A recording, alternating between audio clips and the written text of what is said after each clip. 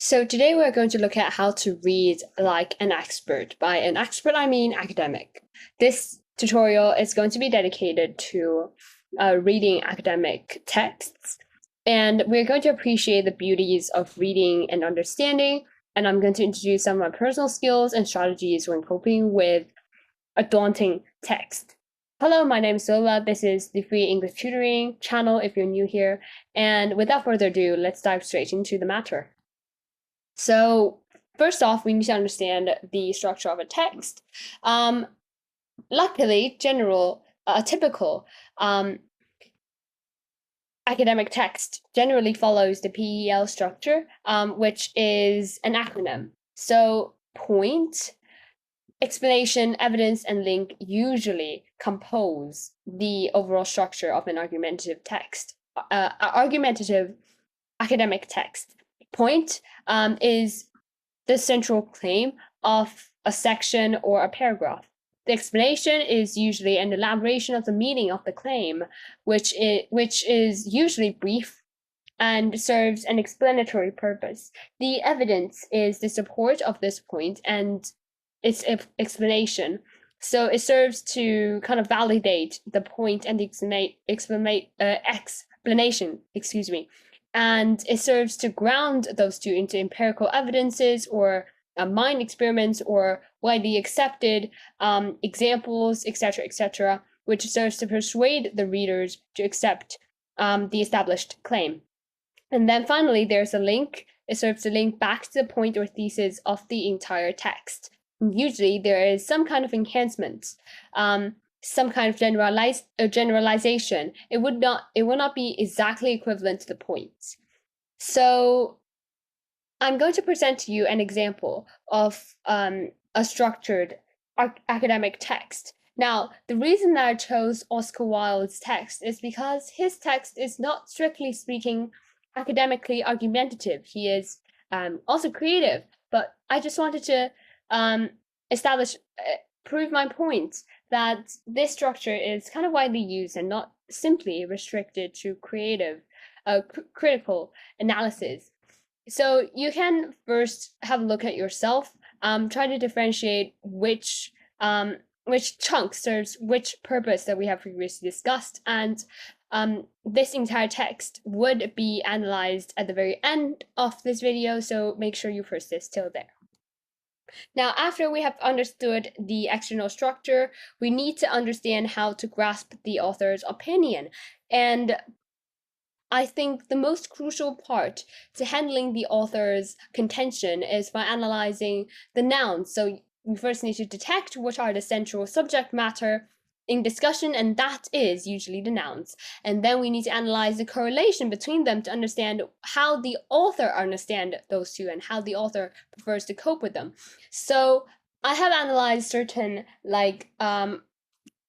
correlations between two nouns. So they can be contrasted against each other. So usually like black and white, which are kind of mutually exclusive. They usually are antonyms. And then they can also be in parallel with each other. They can be kind of synonyms for each other, or they might just be a paraphrase relative to each other. But they can also be juxtaposed by the author. So if the author is doing a comparative analysis, he or she may want to present both the similarities and differences between those two nouns, and that's when juxtaposition becomes a kind of facilitating correlation to be established. And then subjugation means one included or embedded in the other. So if we think about Venn diagrams, there will be a smaller bubble embedded in the larger one, and that we can say that the smaller bubble is subjugated to the larger bubble. And then they can also be exclusive. They can also be mutually exclusive, which means that they have nothing in common, but they can also be layered. So imagine a hamburger. We cannot say that they are in parallel. The layers are in parallel. We cannot say they are contrasted, but they are not mutually exclusive. So advancing to a real world example, we're going to do the Wilde's passage analysis. And it is a very daunting passage, but after structuring and analyzing the correlations, I trust that you will gain a better understanding than at the start of this video. So the first sentence, color coded in pink, nor again is the critic really limited to the subjective form of expression. It's definitely going to be a central claim. The bracketed sentence in purple, the method of the drama is his, as well as the method of the epos, is definitely an explanation serving to further elaborate upon the claim. So he uses an example of the method of the drama to contradict the claim that the critic is limited to subjective form expression, meaning the method of drama and the creative methods are not subjective forms of expression. So presumably it might be objective form expression. That is just an inference. We'll see confirmation as we progress. So the sentence is bracketed in green, which is a long passage, serves to validate the claim as well as the elaboration. So if we look at the sentence color-coded, underlined by green, which is here, under the fanciful guise of fiction, some fine and exquisite piece of criticism. Now, we can see that the notion of criticism and the notion of fiction, which stands for creativity, is often used in contrast. Now, we cannot trust our stereotypes. We need to understand that the author is actually presented to us an imagery that the fiction is like on the surface, while the criticism is kind of coded within. And that is a typical layered structure that Wilde is proposing. They're not stereotypically mutually exclusive. They can be harnessed in a way that, in a blend that is harmonious to the critic. And actually, the claim that these two methods are mutually exclusive is the view that Wilde is trying to argue against. So it is very important to analyze instead of to assume. And then we don't really need to delve into this. You don't need to really delve into those examples if you're not a literature student. So as we reach the end of the evidences, we see this brackets in light orange. By its means he can, which is a parallelism. The author is trying to wind up the entire argument and trying to enhance it. And let's see how he enhances his overall argument. He is saying that the critic can both reveal and conceal himself and give form to every fancy and reality to every mood. Now, we can see that he is arguing the critic's horizons is somehow being the expressions is being expanded instead of being contracted, which enforces his claim that the critic is not really limited in his expression because of his role. And then if we look at the second sentence, by its means he can exhibit the object from every point of view. Now, every point of view proposes the idea of dimensionality, which stands in contrast to confinement or restraint. So he is again trying to reiterate this point that the critic is not limited to the subjective form expression.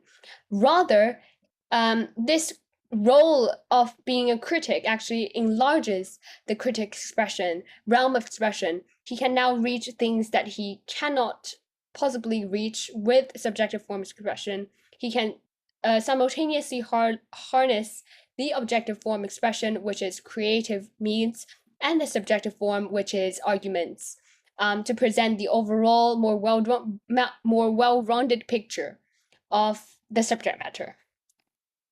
So this view is finally given expression by this sentence: afterthoughts that give it a fuller completeness to the central scheme and yet convey something of the delicate charm of chance. So to sum up, what is the author's message after we have dissected the structure and we have analyzed the correlation between nouns? Well, by first introducing the contention the critic is not restrained to the subjective form of expression, and then explaining that the available methods include creative means such as dramatic presentation and juxtaposing the role of the critic and that of the creative writer. Wilde shows that criticism and creative writing are not mutually exclusive, rather layered, and neither are their methods mutually exclusive. Thus, he defends his stance. The critic's expression and choice of methods are not confined by his role. So you see that these methods of analysis, of dissection, and of interpretation are really effective when we combine them organically to analyze and examine a text. And by practicing, you can sharpen your reader's eye towards those texts.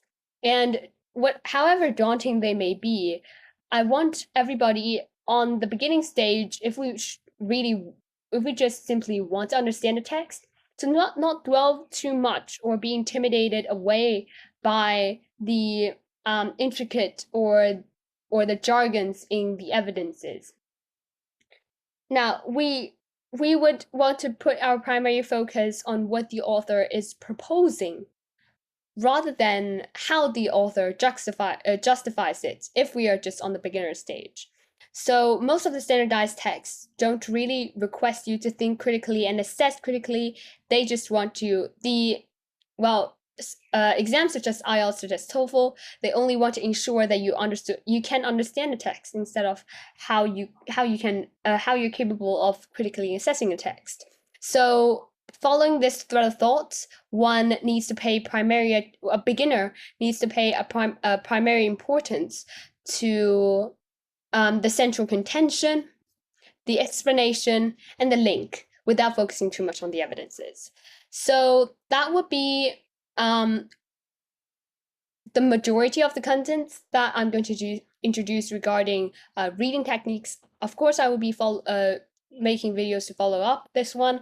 But if you have any questions regarding reading, feel free to let me know. And finally, thank you for persisting with me that long. And well, success comes with practice, so it will be most effective if you can use and apply this method into your daily reading. So thank you for listening and see you next time.